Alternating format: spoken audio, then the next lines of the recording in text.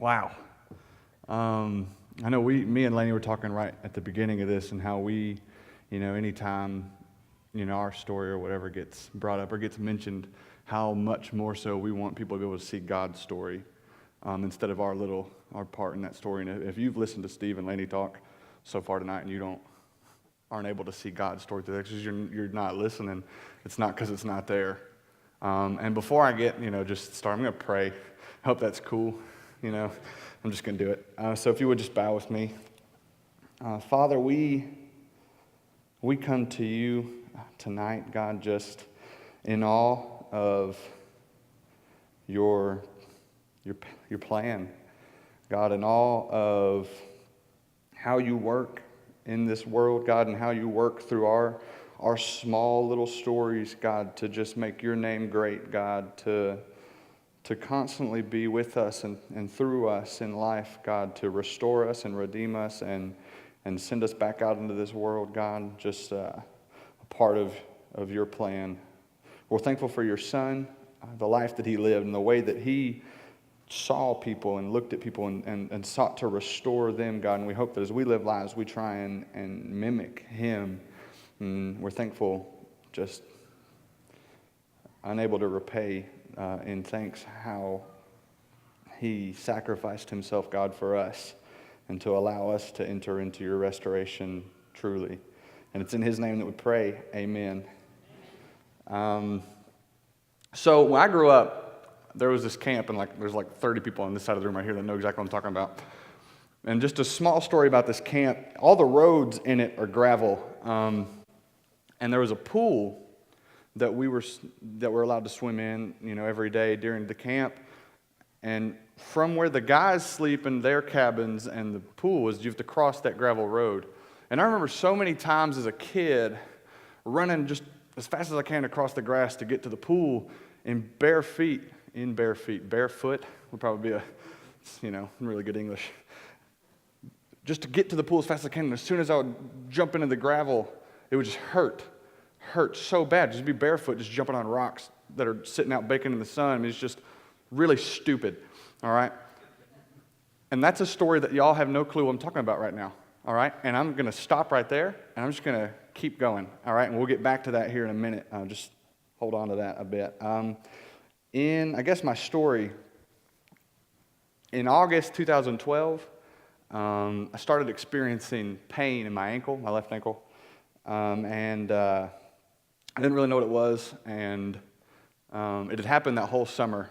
I was limping, couldn't really run as well, and so by August, it had been a couple months since it started hurting, and I couldn't walk without limping, so I was about to go back to school for my sophomore, junior, I don't remember, and didn't really want to have to go back and not be able to play sports and stuff, so I went to a sports doctor in August to try and figure out what was up and what was going on. And they did x-rays and everything. They didn't see anything, and they told me that it was tendinitis. So to fix tendinitis, you just kind of chill out. You don't do anything. And so for the next 2 or 3 weeks before I went back to school, I just rested. My swelling went down, pain went down. I was able to walk and run fine. Went back to school, started playing intramurals and sports and all that stuff with my friends. And by about late September, so just about a month later, the pain came back and swelling. It initially never really swelled up that bad, but it started to. By Thanksgiving break in November, I had what looked like a softball coming off the side of my leg. And being as stubborn as I am, still didn't do anything about it.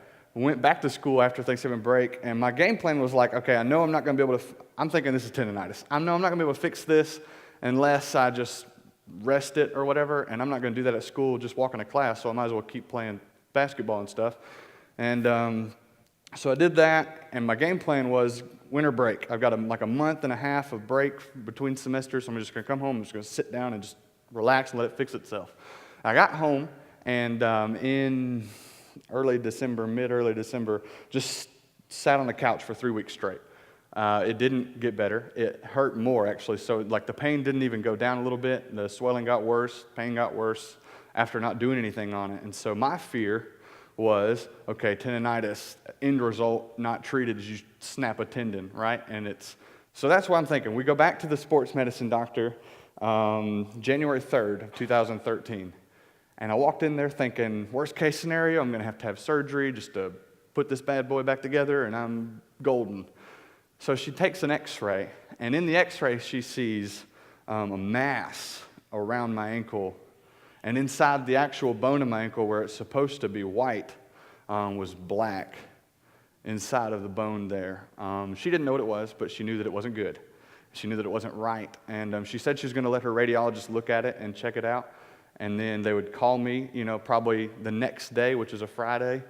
So just wait till that phone call. Within an hour, quick news is usually not the greatest news. Within an hour, I was sitting at home alone, and I got a phone call from the doctor at the sports medicine place. So she called me and said, look, our radiologist looked at this, and she's pretty sure it's osteosarcoma, which is a super rare bone cancer that happens usually in guys from like 15 to 25.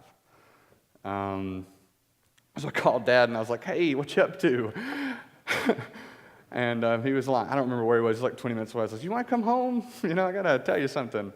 So we went the next day, and we met with a bone specialist surgeon guy, and he was kind of upset that they just said osteosarcoma. So there was still a chance that it could be lymphoma, which is still cancer, but better news. And then there's still a chance that it could be a really bad blood infection. He was really honest. He was like, it's probably that, but you still have chances until we get all the tests done.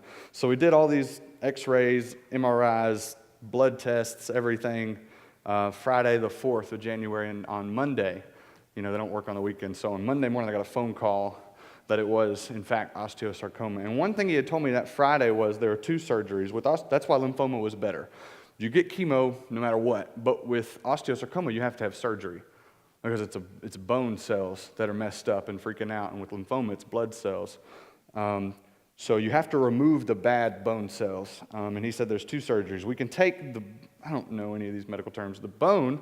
This is a song, right? The bone that connects your foot bone to your leg bone.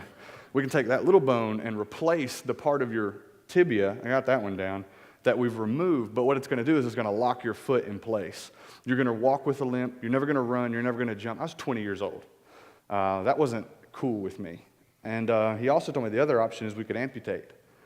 We could remove your leg, and you'll be able to run. You'll be able to jump. You'll be able to do whatever you got to do. You just got to throw a leg on before you do it.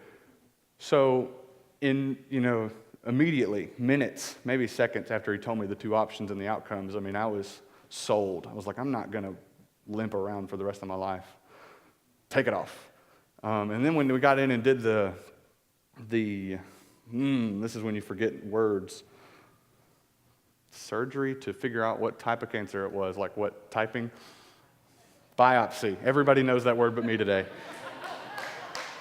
When we went in there to do the biopsy, they actually realized that the tumor had grown outside of the bone and it had messed up all the tendons and stuff to the point where they couldn't do the first surgery anyway. They were going to have to do amputation. So that was taken care of. Easy decision.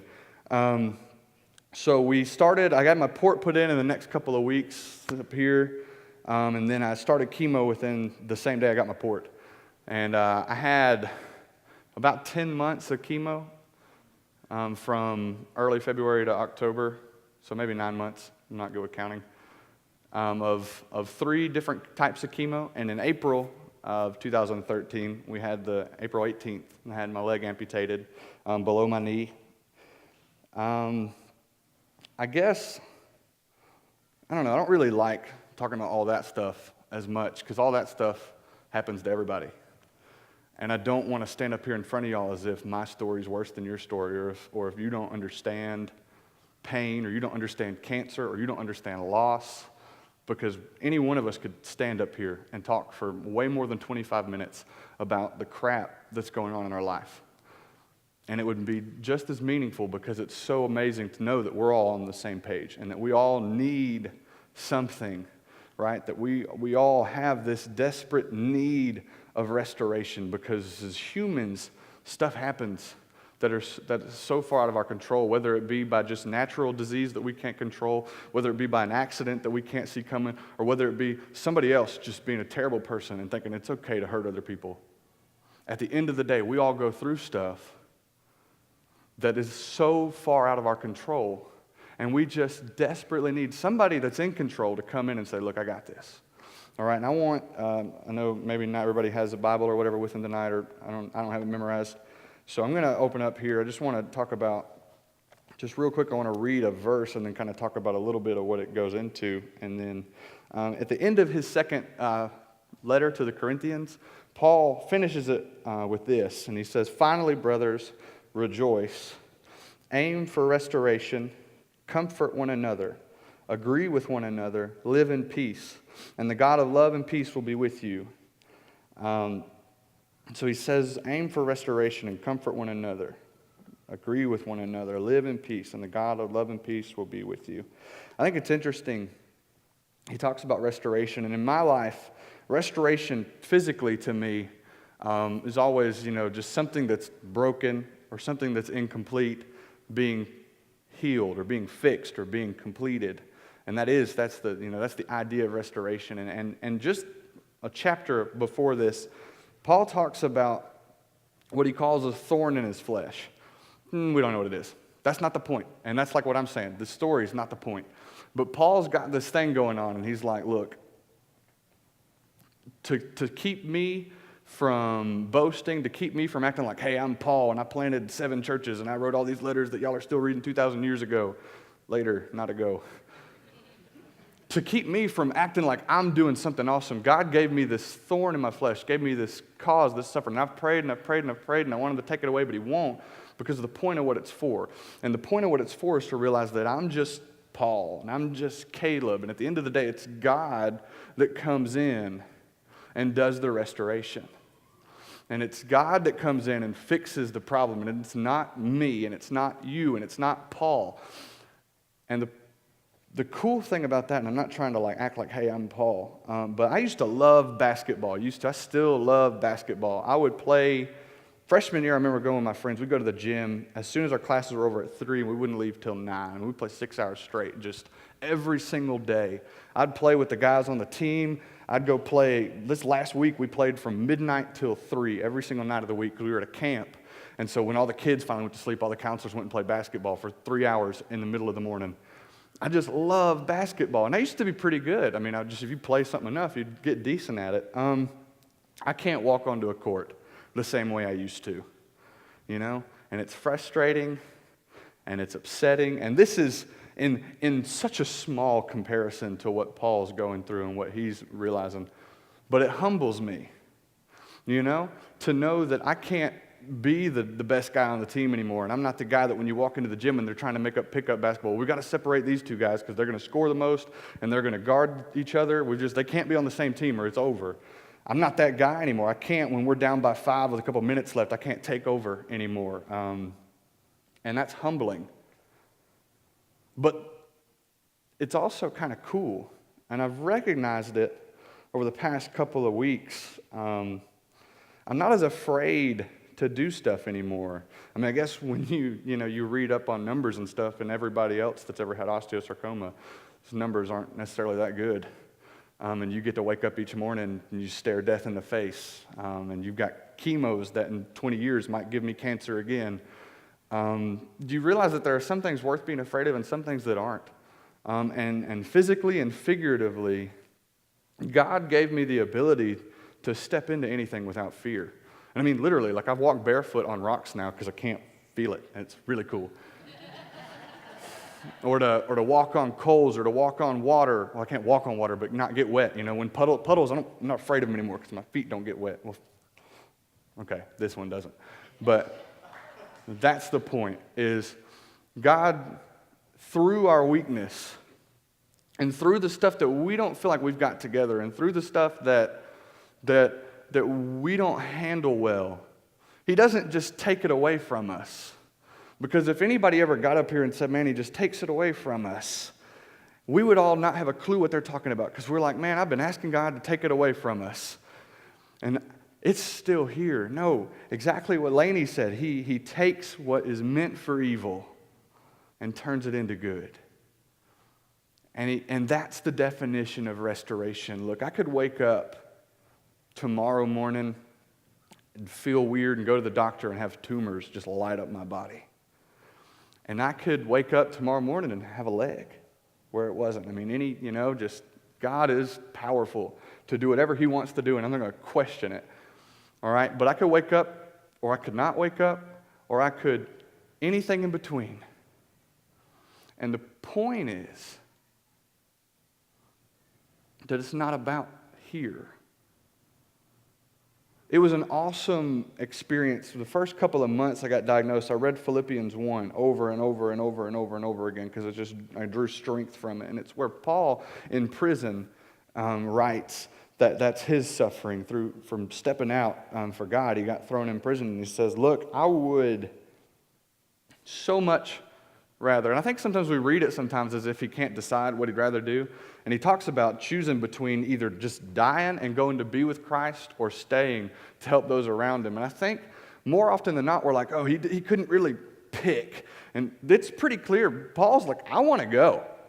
I'm so ready. I don't want to be here anymore. This place sucks.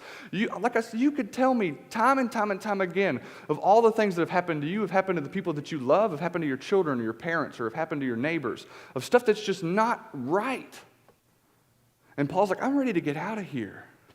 I want to go be with Jesus because Jesus is so much infinitely better than anything this life has to offer.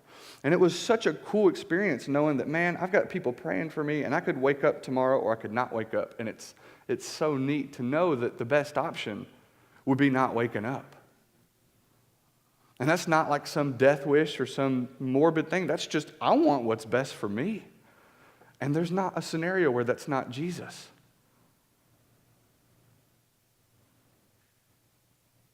But Paul's decision in Philippians 1, when he talks about his suffering and his problem, what he'd rather do, his decision when he comes in and he says, but I know it would be better for you if I stayed.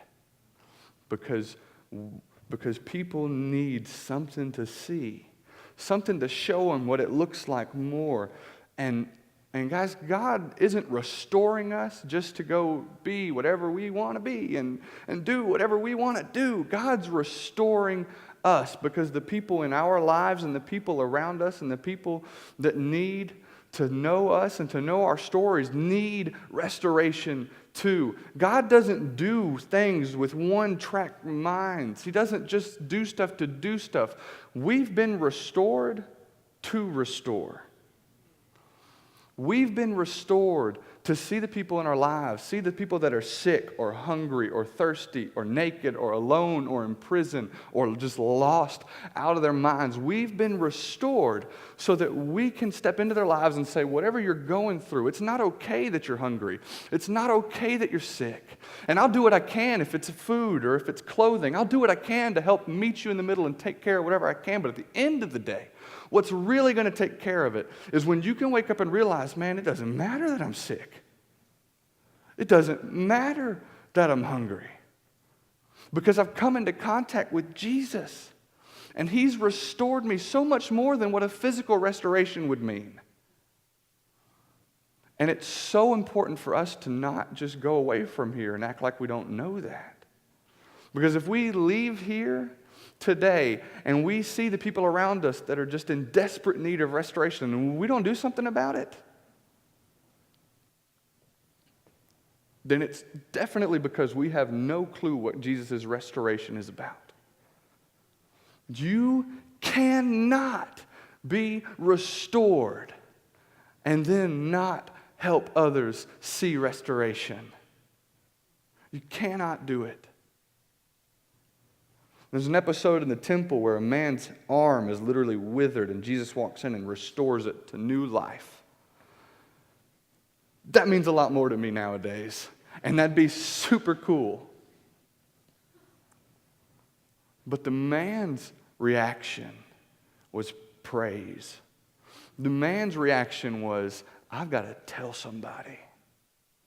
Because if we act like we can just come into contact with Christ and just hold on to it for ourselves, then we don't know Christ.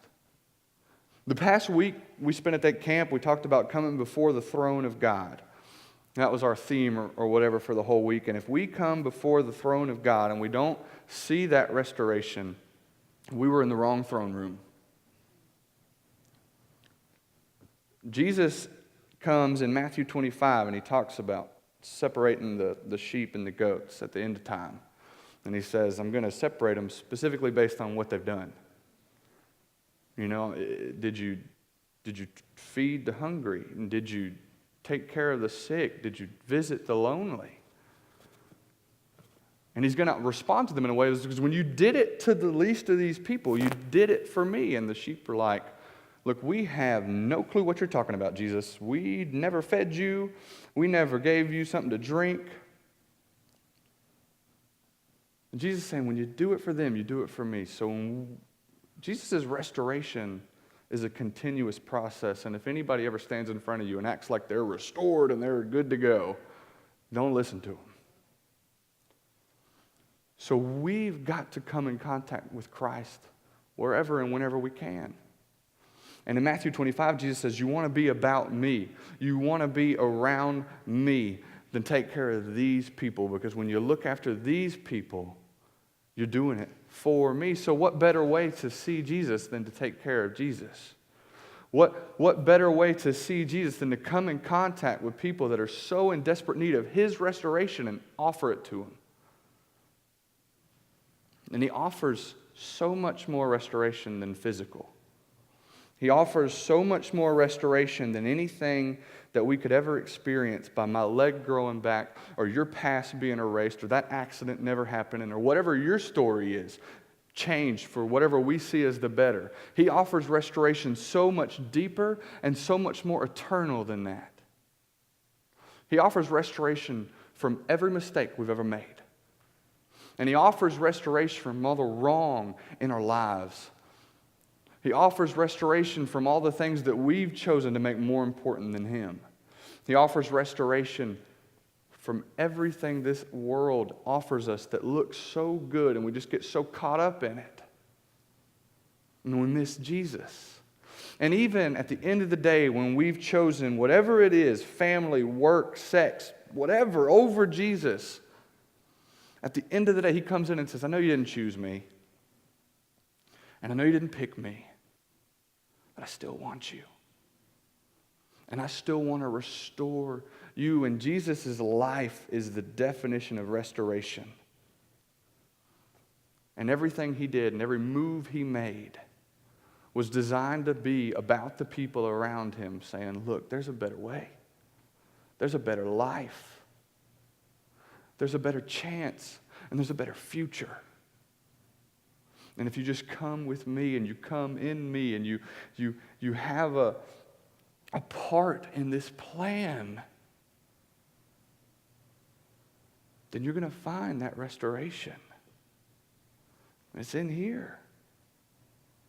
The way He walked, and the way He talked, and the things He decided to do, and the way He treated people, and the way He treated His Father.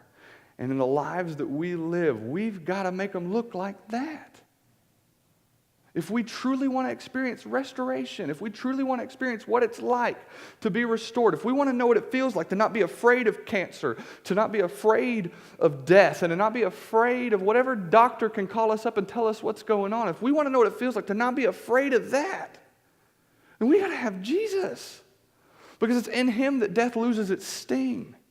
And it's in Him that not only does it lose its sting, but it finds its life, because this isn't where it's at. And that's the story about where I lost a leg to gain a leg that I have no fear in anymore, because there's nothing here worth hurting me. And there's nothing here worth worrying about, because in Jesus, I've been restored. I've been revealed for who I am. And even because of who I am, He's released me from that to His redemption. And that's what this is about. That's what restoration is about. Thank you.